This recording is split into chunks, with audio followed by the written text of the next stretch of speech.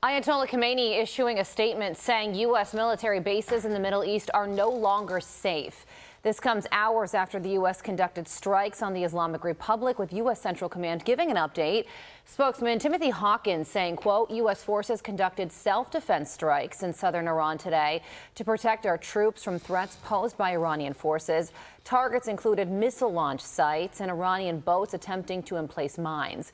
U.S. Central Command continues to defend our forces while using restraint during the ongoing ceasefire. Meantime, the commander-in-chief writing on Truth Social, quote, the enriched uranium, nuclear dust, will either be immediately turned over to the United States to be brought home and destroyed, or preferably in conjunction and coordination with the Islamic Republic of Iran, destroyed in place or at another acceptable location, with the Atomic Energy Commission or its equivalent being witness to this process and event. Former NSC Chief of Staff under President Trump, Alex Gray, joins us now. Alex, do these latest strikes put the ceasefire in jeopardy?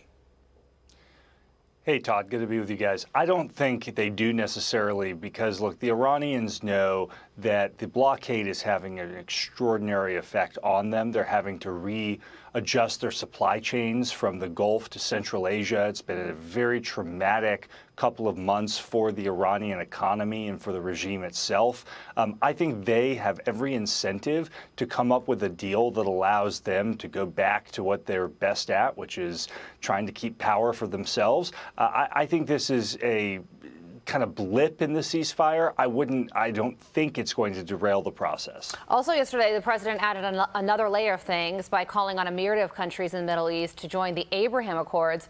Writing on Truth Social, I stated that after all the work done by the U.S. to try and pull this very complex puzzle together, it should be mandatory that all of these countries, at a minimum, simultaneously sign on to the Abraham Accords. It may be possible that one or two have a reason for not doing so, and that will be accepted. But most should be ready, willing, and able to make this settlement with Iran a far more historic event than it would otherwise be. The countries listed included Saudi Arabia, Qatar, Egypt, Pakistan, Turkey, Jordan. Explain why the president is calling for this at this time and the likelihood that this will actually happen. So, Carly, I think this is actually a strategic masterstroke. If you go back to the first Trump administration, and really the main diplomatic achievement of not just the Trump administration, but really of the last 50 years, was getting the Abraham Accords done. And what was it that stopped us? It was Joe Biden's inability to make any progress during his administration. Well, now the president has this extraordinary leverage to expand those accords. And the leverage is that the Gulf states have suffered economically from Iran's missile strikes, Iran's aggression. They want to see some sort of accord. They want to see a diplomatic solution. Well, what's a better way to get a diplomatic solution than to have the Gulf Arab states put pressure on Iran to get their economies back on track? And in exchange, the United States requires them to recognize Israel and join the accords. It's actually a brilliant strategic stroke by President Trump, and it's going to leave the region much better off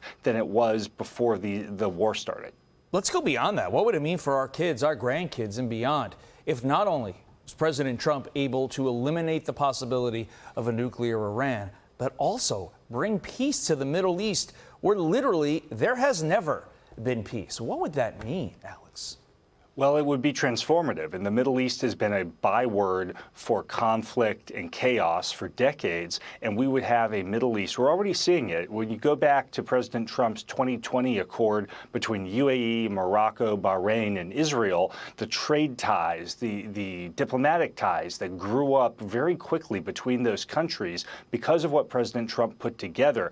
Imagine that expanded to countries in North Africa, to countries throughout the Gulf. It would be a sea change in how the entire Middle East operates, and it would be potentially, we could go from a region, like I said, that is a byword for war and chaos, to a region that is about prosperity, stability, and growth, and that would change the whole geopolitics of the globe. And Alex, just going back to where we are today, yesterday the Iranian president called for the restoration of the internet in the country after an 87-day blackout, and reports are that it is slowly being restored. You have to wonder about the timing of this and if this is related to these heightened peace talks, or could it be the state of the economy, of course, in shambles, due in part to this internet blackout? What do you think?